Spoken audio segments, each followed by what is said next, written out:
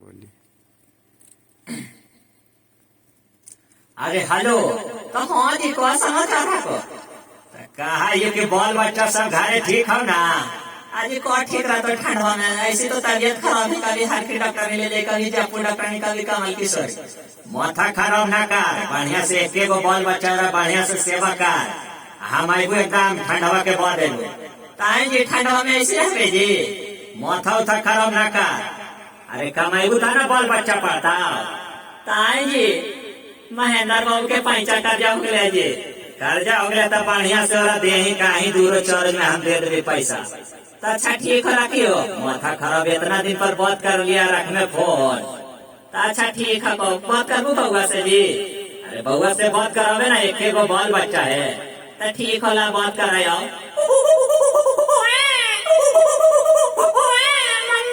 अरे खाली mummy mummy कर रहा। तो हाँ जी बिना से कहाँ तू दूध पी के जी, तबीयत तो खराब है। बढ़िया से तबीयत एकदम बढ़िया से देखो, स्वेटर नया नया ला दे जोड़ा में। और ठंडी में और अभी एकदम ठंडी के बादे एगो। ताए जी ठंडी में चादर उतर नहीं थी बाल बच्चा स्वेटर उटर जी। अरे सब है तो ठंडी में हम 1 जनवरी के पहुँच रही, टिकट काटल हो 1 जनवरी के। ताए जी अभी दिल्ली में रह रही है जी। अरे दिल्ली में कहाँ, अभी तो गुजराते में रह रही है, अगला महीना दिल्ली में रह रही है। ताए जी और दोस्तों के समाचार। अरे सब ठीक होता, माथा एकदम ठंडा में एकदम हमरो एकदम मियाज खराब हो रहा है। और सब समाचार ठीक है ना?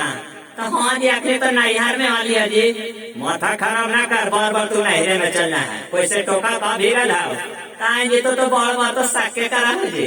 सक्का करे वाला बात ना है। अगला बार तू सोनुआ से वीडियो कॉलिंग करते पकड़ा गए हैं। ताए जी देवाली तो रसना पतिए जी।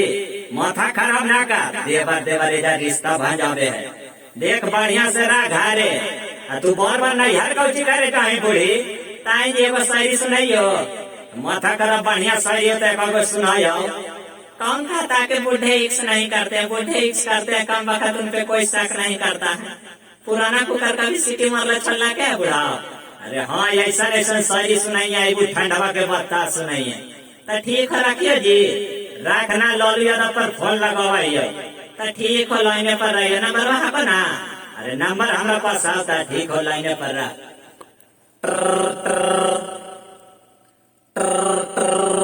अरे हाँ बोलो बड़ा, का हाल है? कहा यो लालू यादव की जोड़ा में धोती जैकेट उकेट सब ना दे ओढ़े उड़ेला का मालूम है?